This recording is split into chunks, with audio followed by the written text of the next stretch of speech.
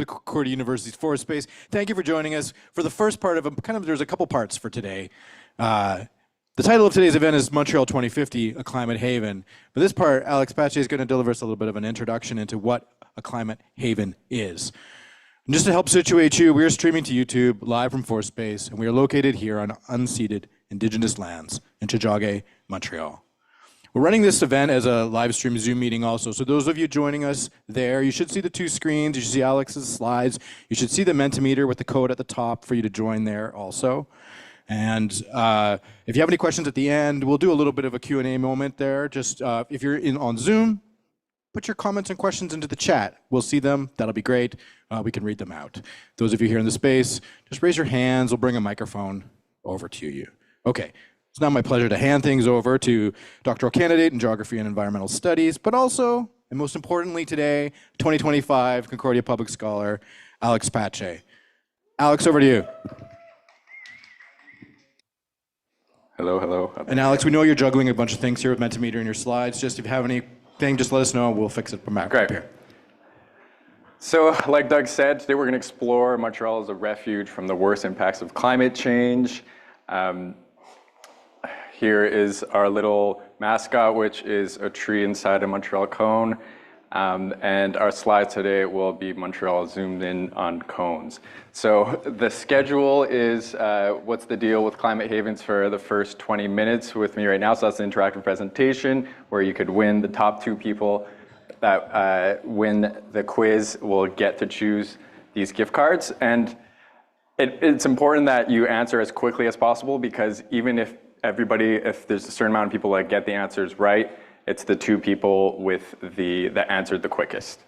So first we have my little presentation, then there will be coffees and cookies for about 5 to 10 minutes as we transition to the panel. The coffee is just getting ready right now. Then we have the panel of experts on climate change in Montreal and climate havens and Montreal in that context. And then at 2:30, we have an interview for the Concordia lens of climate change and climate havens, specifically about Plan Net Zero, which is Concordia's plan to become carbon neutral in the near future. So who am I? I am Alex Pache. I'm a PhD candidate here, and I've studied for almost 7 years tree rings to understand past climate and also past environmental change. And during that time, I also became a co-founder of the Climate Emergency Committee at Concordia, which is a group of faculty and students that work towards raising climate awareness and pushing climate action at Concordia. And in doing so, I presented about climate change to students all over Montreal with this game we developed called Climate Jeopardy. And I started to explore how to share a more hopeful but realistic message, because working with younger people, you see a lot of the despair, and I don't want to be responsible for that, and I think there's a way to communicate this message of climate change and the climate crisis while also having a hopeful edge to it, and that's sort of what we'll try to explore a bit today by exploring whether whether Montreal is a climate change haven. So I'm a Concordia Public Scholar for the 2024-25 cohort, and this is my spotlight event, which is part of our deliverables as public scholar candidates. And I'm pretty active on social media, so Instagram, YouTube, and also LinkedIn. You could use my handle Alex Branches Out to figure that out. And the picture up there is me cutting my first tree in 2017, and then me and colleague Antoine where in an alpine area where there's a bunch of bugs, and then a lot of the trees I sample are in really stressful areas, like on that rocky cliff, and then me presenting our game at John Abbott College. So it's pretty relevant that Los Angeles is on fire this past week. I don't mean to giggle about that or anything, but it's quite alarming, and it's actually shows quite the opposite of a climate haven. It's a place where there's a lot of danger from forest fires and drought and climate change in general. So this fire is actually happening 4 months before the fire season, where the fire season usually starts mid to late April in Southern California. So it's quite alarming, and in that context, being in a city where these sort of problems aren't as imminent is quite important, and is something that we will see more and more of discussion, because there is going to be a lot of migration over the next 100 or so years because of climate change. So another interesting point about Los Angeles is that, as you may have heard, a lot of their home insurances got pulled out right before the LA fires. And so a lot of them are just left with nothing, which is really quite unfortunate, but it shows that climate havens are really important because there are no solutions in some of these places. So what is a climate haven? A climate haven is a city safe from the most severe impacts of climate change. And it's a bit controversial, and I'll get into that. But basically the criteria is that it's a city with abundant fresh water, with stable renewable energy, away from forest fires, has cool temperatures, and a city with climate resilient infrastructure. Now, there's one extra component there that is really important, and that will be our first quiz question. So if we could get the quiz up there. So question 1 of 6. I think you have to press a button to log in. Okay, and make sure your name is on there so that you will get credit. All right, got everybody. And again, if you want to get in, it's your last chance. You go to menti.com and put that code at the top.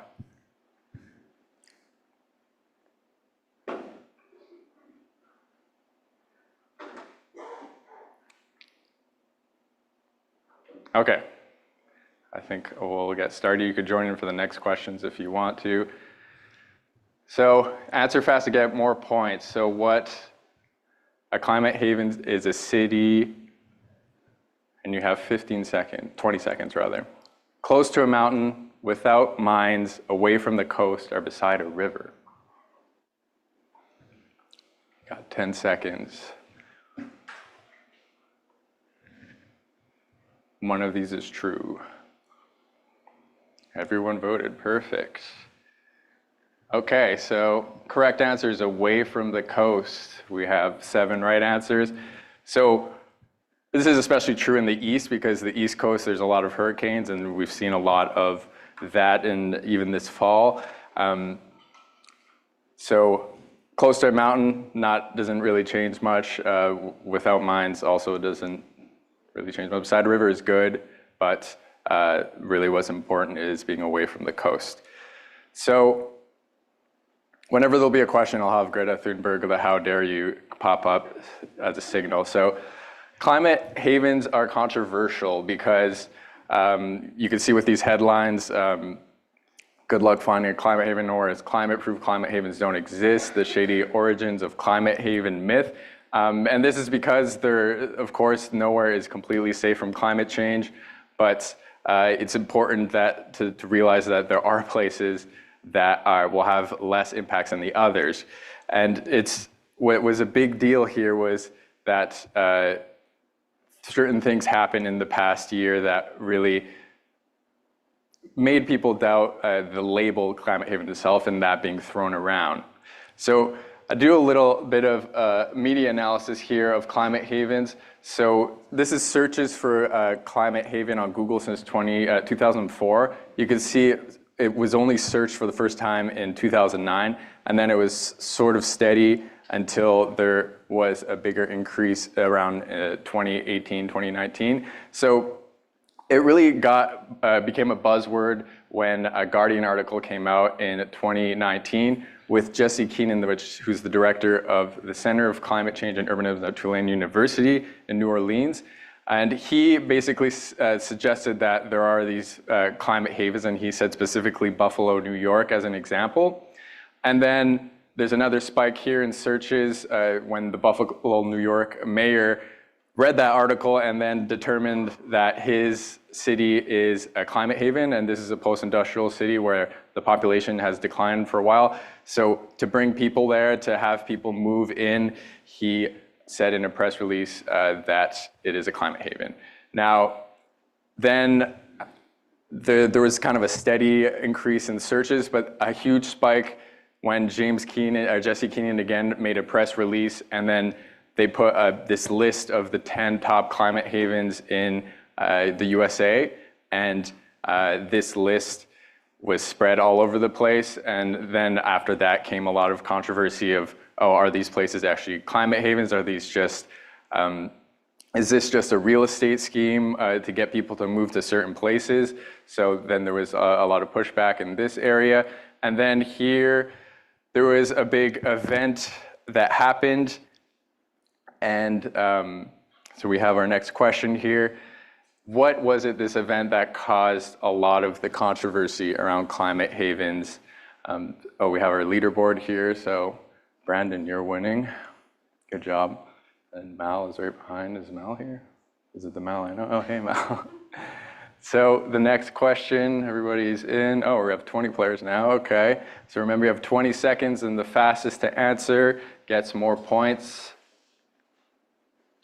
So what happened in fall 2024 that spiked searches for climate haven? Was it Donald Trump was elected, Justin Trudeau was pushed to resign, wildfires on the West Coast, or a hurricane on the East Coast?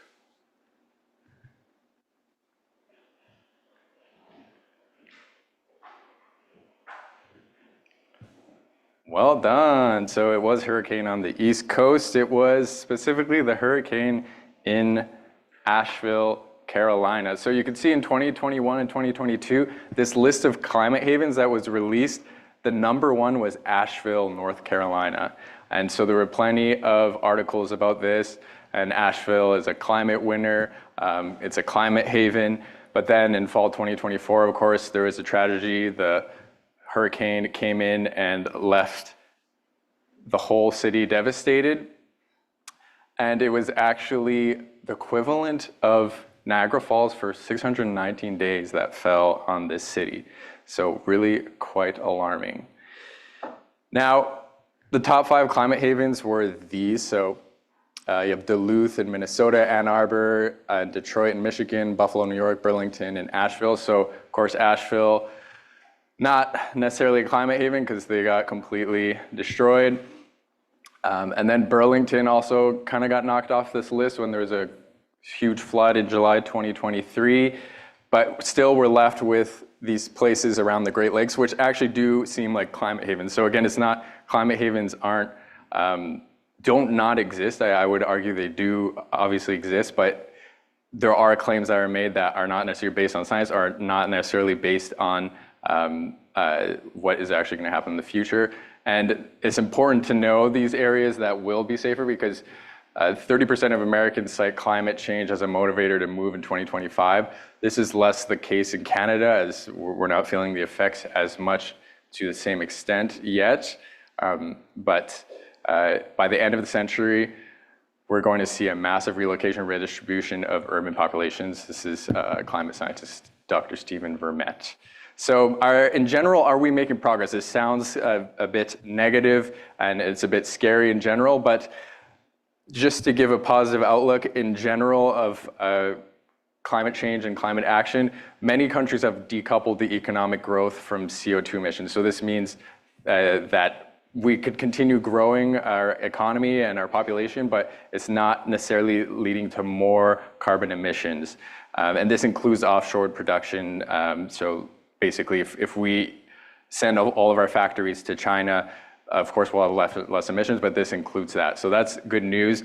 And overall, you can see greenhouse gas emissions since 1850. So greenhouse gases, for those not in the know, it's the gases that warm our atmosphere and are causing climate change. So you can see how the greenhouse gases increased over the past 170 years and pretty steadily. But you can see a pretty marked difference in the past 15 or so years. So we were 6 billion people in the world where this arrow is, and then we grew to 7 billion in that time span. You could see it's almost around 9 billion tons of CO2 were added into the atmosphere at that point. But then from 7 billion, if we zoom in, from 7 billion to 8 billion you could see there's a much less of an increase. So we are making a lot of progress, and there is a huge change happening between greenhouse gas emissions, population growth, and economic growth, which is great news.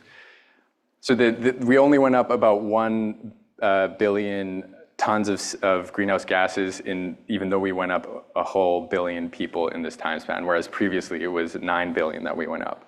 So it's time for Greta again. So let's go back to your phones. Question 3.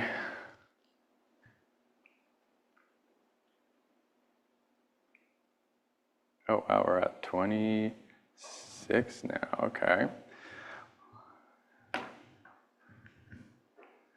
Based on our current policies, how much warmer will the world be on average by the year 2100? Are we going to get 1.5 degrees hotter, 2.1, 3.4, or 5? This is current policies, how things are going right now. Pardon? Yeah. All right, so we got 5 people got it right, so it's 2.1 to 2.9. So you could see this graph of greenhouse gas emissions. The top one is if we didn't have any climate policies, so we'd go up to between 4.1 and 4.8 degrees.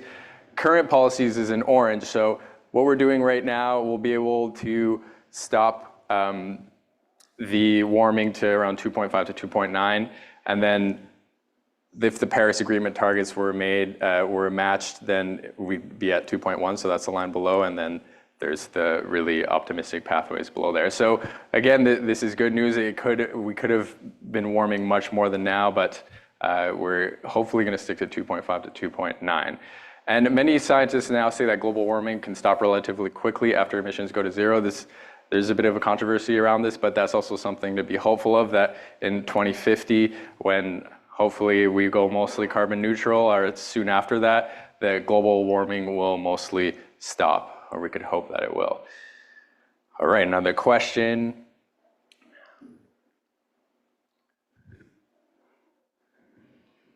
So what's going on there? Okay, there we go. Bree is at the top, Mel and Calden are just behind, okay. So next question, everybody's in.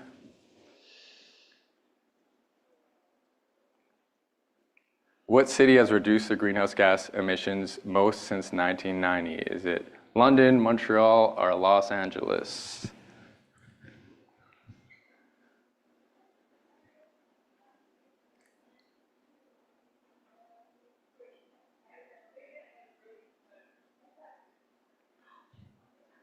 It's Los Angeles, wow. Yeah, they're pretty close though, So Los Angeles has reduced by almost 50%, which is quite sad considering they're getting hit so hard by the wildfires. They definitely did their part. London is at 30%, Montreal is at 26% as of last year. So again, looking at the city scale is pretty hopeful as well, because you could see that there's some important reductions happening, and most cities have made these carbon neutral by 2050 commitments, so to not have, basically to absorb more carbon than they emit in the next 15 or so years, or 25 rather. So 70% of global greenhouse gas emissions are produced in urban areas, and we consume 60 to 80% of the world's energy. So looking at it from a city perspective is really helpful. If we go at the national perspective, the USA has, as a total, has reduced by 5%, so you could really see what a city does has an important effect. And then Canada actually went up by 0.1%. So not the best news, but hopefully more progress will be made. Okay, so we're almost wrapping up here, but there's this really cool web app called Future Urban Climates, where you could put in your city and see what your climate will feel like in 60 years. And it'll give you a city that today, whose climate would be like your city in 60 years, so in 2080, because this was made in 2020. So we have another question here. You can pull up the Mentimeter. Let's check at the leaderboard, who's at the top now. Dr. Centipede and Seb did the best there, or no, they're new. Okay, oh, it's still quite, wow, you guys are keeping it the same. Well done. Okay, question 5 of 6. Remember to answer fast to get more points. If we never slow down emission, what city's climate would Montreal be most like in 2080? Vancouver, Orlando, Louisville, Kentucky, or Austin, Texas?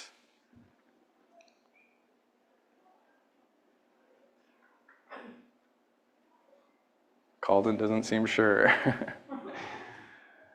Louisville, Kentucky. Wow, you guys did it. Probably because it was the most random city there, but. So I put Louisville because if I put Salem, it would be too obvious. But so this is under the, if we never slow down emissions, we would have summers that are 6.6 degrees warmer in Montreal by 2080. 2.5% wetter, and then winter would get even warmer and wetter, so 22.5% wetter. But good news is that we're gonna actually have a climate that's not that hot and not as wet. So if under current policies and if we continue to reduce emissions, we'll actually have a climate that's similar to Detroit, Michigan today.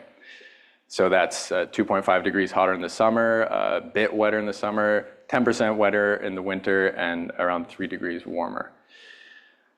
And that's compared to Montreal if we did nothing. Okay, so will Montreal be a climate haven? So remember, we're talking about a city with abundant fresh water. Yes, we have abundant fresh water. We have stable renewable energy. We're already pretty much 100% renewable energy for electricity. We're away from the coast. We're away from forest fires. We have cool temperatures. Of course, we have heat waves and it gets pretty hot in the summer, but in general, we're cool. And we have climate resilient infrastructure, and that's something we're going to be talking a lot about in the panel.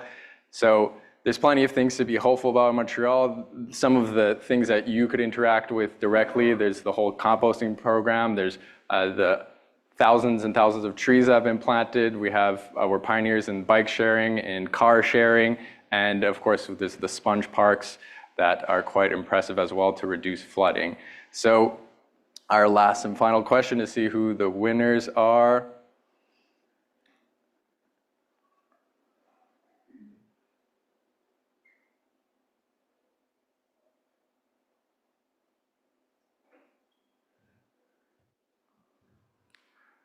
Where do the majority of Montreal's greenhouse gas emissions come from?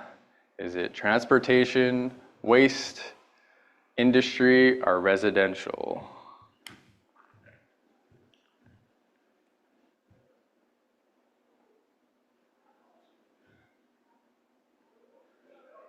Well done, it's transportation. So you could see the greenhouse gas emissions in Montreal here. Transportation is over 40%, and as a city that's renewably powered, transportation becomes the biggest. Usually it's a trade-off between transportation and electricity. So you could see transportation is a big deal. Waste is 4%. So there's progress being made there, but it's not a huge place of emissions. And then we have industry combined is around 28%, residential is 12%. So a lot of what's happening is in transportation. So another thing we'll be discussing in the panel is the climate plan for Montreal.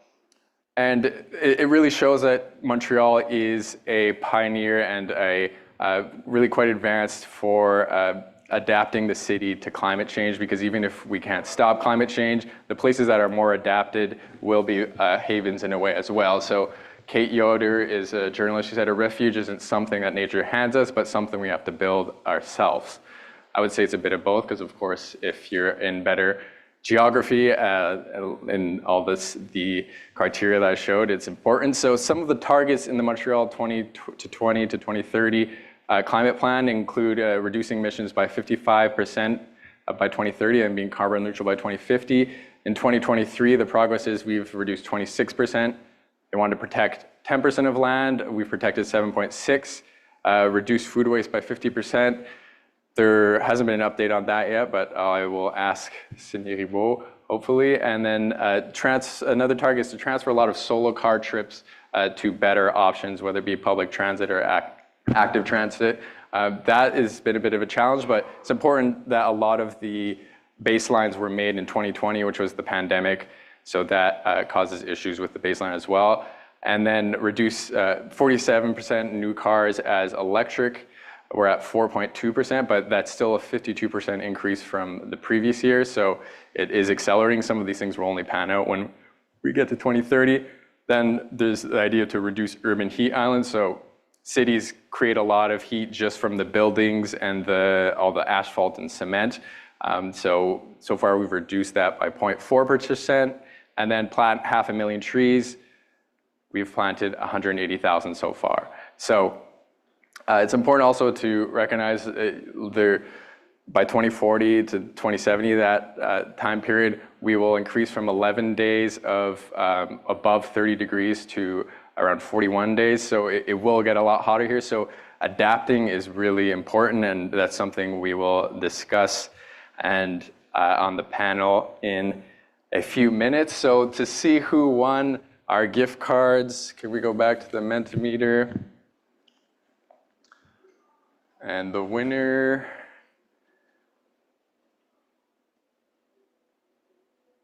oh, whoa, in the last round, Liz came on the top and Ollie in second. You guys could come pick Liz, you can make the first choice. So we have the bookstore, $30 gift card, our Cinéma du Parc, $25 gift card, and then Ollie, you are in second and you could pick as well, yeah.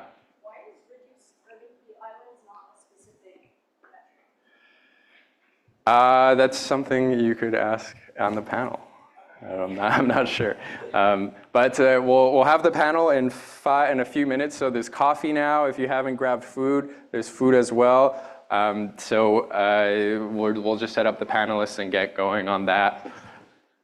Thank you so much, everybody.